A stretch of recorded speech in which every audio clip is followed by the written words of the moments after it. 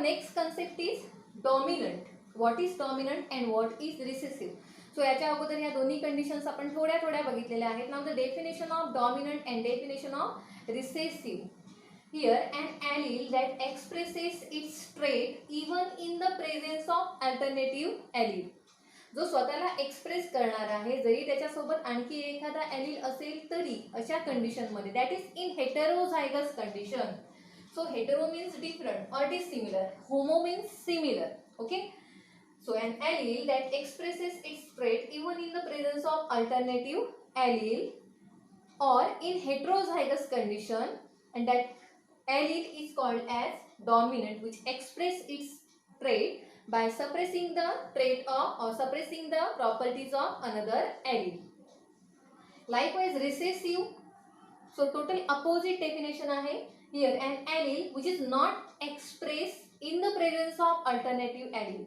इथे डॉमिनंट मध्ये आपण म्हटलं which is express in the presence of alternative allele. इथे आपण लिहिणार and allele which is not express in the presence of alternative allele, that is in heterozygous condition. So heterozygous condition constant राहणार. Okay.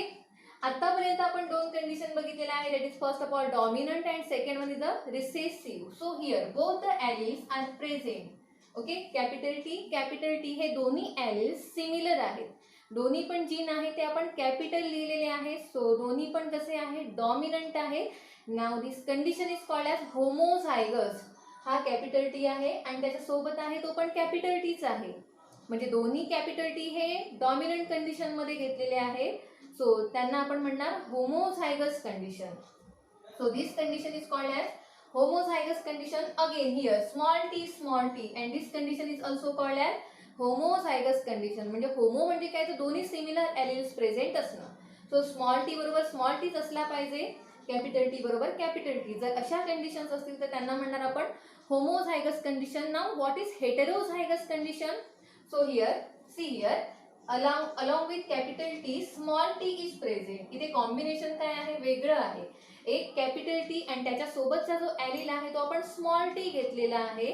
म्हणजे हे दोन्ही कसे आहे तर dissimilar alleles are present. Okay. Now this condition is called as heterozygous condition. Hetero means dissimilar, homo means similar. So capital T small T या कंडिशन्सना म्हणणार आपण homozygous conditions. Here capital T small T condition जिथे येणार त्याला म्हणणार आपण heterozygous. Okay. So आता आपण डेफिनेशन्स परत एकदा बघूया. So what is dominant, an allele which expresses itself by suppressing the expression of another gene or another allele. Here capital T expresses itself by suppressing the expression of small t because of dominance. Okay. So this condition is called as dominant condition. Now here this small t gene recessive gene आहे बरोबर. Small T, this gene cannot expresses itself by suppressing the expression of another gene because त्याच्याबरोबर जो gene present आहे तो कोण आहे, dominant gene आहे. So त्याला तो सप्रेस करू शकत नाही. So it can't express itself. Okay. So this condition or this gene is called as recessive gene. So recessive gene जर हेट्रोझायगस कंडिशनमध्ये असेल तर तो स्वतःला एक्सप्रेस करू शकणार नाही because of presence of dominant gene. Okay. But in dominant condition here dominant gene expresses itself by suppressing the expression of recessive gene. But in heterozygous condition आपण homozygous condition घेतच नाही आहोत, फक्त आपण कुठची घेतली, this condition, and this condition is called as heterozygous condition where two dissimilar alleles are present. One is capital T and another one is small t. Okay. So next one is the phenotype. So next definition is phenotype and genotype. So what is phenotype? It is the external appearance of an individual. So externally एखादी व्यक्ती किंवा एखादा plant जसं आपल्याला दिसतं त्याचा तो appearance means what? It's a phenotype. Now the genes which are responsible for expression of this character are called as genotype. कुठच्या जीनमुळे ते कॅरेक्टर त्याचं एक्सप्रेस झालेलं आहे, that is genotype. Means genetic constitution of that organism for that particular trait. Means if suppose एखाद्या प्लांटला आपण tall म्हणत असू तर टॉल म्हणताना आपण त्याला बघून टॉल म्हणणार बरोबर. म्हणजे दोन प्लांट तुमच्या समोर ठेवलेली आहेत, एक टॉल प्लांट ठेवलेला आहे आणि एक डॉर्फ प्लांट ठेवलेला आहे. टॉल मीन्स उंच, डॉर्फ मीन्स खुज. जर दोन प्लांट तुमच्या समोर आहे तर तुम्ही बघून सांगू शकता ना हे प्लांट उंच आहे आणि हे प्लांट खुज आहे, किंवा एक प्लांट टॉल आहे आणि एक प्लांट डॉर्फ आहे. That is phenotype, means external appearance of that particular plant. But the genes which are responsible for tallness are capital T, capital T. Now this capital T means genetic constitution of an individual with respect to this particular trait. इथे trait काय आहे? It's the tallness. Okay? Understand? So this tallness is the external appearance of that particular plant, and the genes which are responsible for this tallness are capital T, capital T. If this plant is dwarf, जर ते plant dwarf असेल, then the genes which are responsible for this dwarfness are small t and small t. Now small t, capital T are the genetic constitution of an individual for a particular trait. आपण जो एकच trait घेतलेला आहे, that is height of stem. या एका particular trait साठी असणारे हे जीनोटाइप आहे. Okay, genetic constitution of an organism, that is genotype and external appearance of that particular plant or the trait is called as phenotype. Okay, now इथे आणखी एक आपण एक्झाम्पल घेतलेलं आहे, सेम एक्झाम्पल आपण घेतलेलं आहे, परत एकदा बघूया. So the character is height of stem. Now here character means trait, trait is height of stem. So आपल्याकडे हाईट ऑफ स्टेमला दोन ट्रेट आहेत, dominant and recessive, tall and dwarf. Now these are phenotypes. Tallness and dwarfness, these are phenotypes, but the genes which are responsible for expression of tallness and dwarfness are capital T, small t, small t. Now this is genetic constitution of that particular trait. Trait कुठचा आहे? Height of stem. Character is tallness and dwarfness. Now genotypes which are responsible for tallness and dwarfness are simultaneously capital T, small t. Understand? So these are phenotypes and genotypes of that particular plant. Okay. Now next the definition is homozygous and heterozygous. Okay. So what is homozygous? या conditions आपण इकडे बघितलेले आहेत दोन्ही पण, that are homozygous condition. Okay. So individual possessing similar allele. Similar allele means what?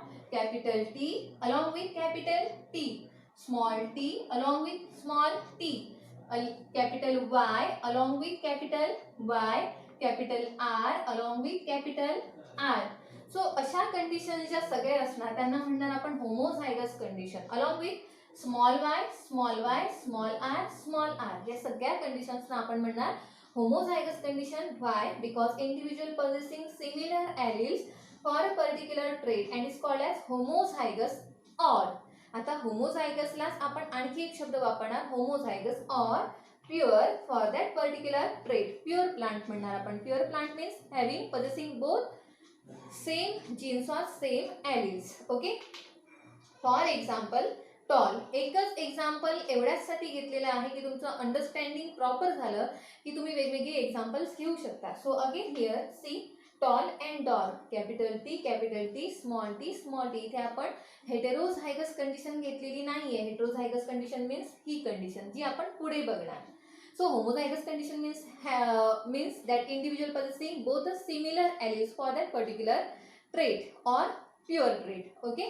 Now what is heterozygous condition? Here individual possessing dissimilar alleles. मगाशी आपण म्हटलं कॅपिटल टी स्मॉल टी, इथे आपण घेतलेला आहे कॅपिटल टी स्मॉल टी. इथे आपण घेऊ शकतो कॅपिटल वाय स्मॉल वाय. इथे आपण घेऊ शकतो capital R small R, depending on that particular character which is given for you. Okay. Now here heterozygous condition, here individual possessing dissimilar alleles. दोन्ही alleles एकमेकांसारखे नाही आहे, ते वेगवेगळे आहेत. Dissimilar allele for a particular trait and now it is called as heterozygous, or त्याला आपण आणखी एक शब्द म्हणू शकतो हायब्रिड. काय म्हणणार आपण? Hybrid. Okay. So example hybrid tall. आता ह्याला म्हणणार आपण टॉल, ह्याला म्हणणार आपण डॉर्फ. ओके. कारण जेनेटिक कॉन्स्टिट्यूशन हे आहे डॉर्फचं, हे आहे टॉलचं. सो दिस मिडल केस, इथे आपण काय म्हटलं तर कॅपिटल टी जीन डॉमिनन्स दाखवणार आणि स्मॉल टी जीन रिसेसिव्हनेस दाखवणार, means which cannot express. And here capital T undergoes expressions, means if capital T gene expresses itself then the phenotypic expression is काय असणार phenotypic expression जर capital T gene express झाला तर by suppressing the small t gene जर capital gene express झाला तर तो responsible आहे टॉलनेस साठी पण त्याच्यासोबत तो प्युअर होऊ शकत नाही कारण त्याच्यासोबत आणखी एक कॅपिटल टी जीन नाहीये बरोबर सो त्याच्यासोबत कोण आहे तर स्मॉल टी जीन आहे so that condition is heterozygous condition आणि त्याला आपण म्हणणार तो जरी टॉल असेल तरी त्याला आपण म्हणणार hybrid tall it is not pure tall त्याला आपण प्युअर टॉल म्हणू शकत नाही त्याला आपण काय म्हणणार हायब्रिड टॉल म्हणणार okay and hybrid tall means heterozygous condition is denoted by capital T small t here capital Y small y here capital R small r okay understand so remaining definition we will see on a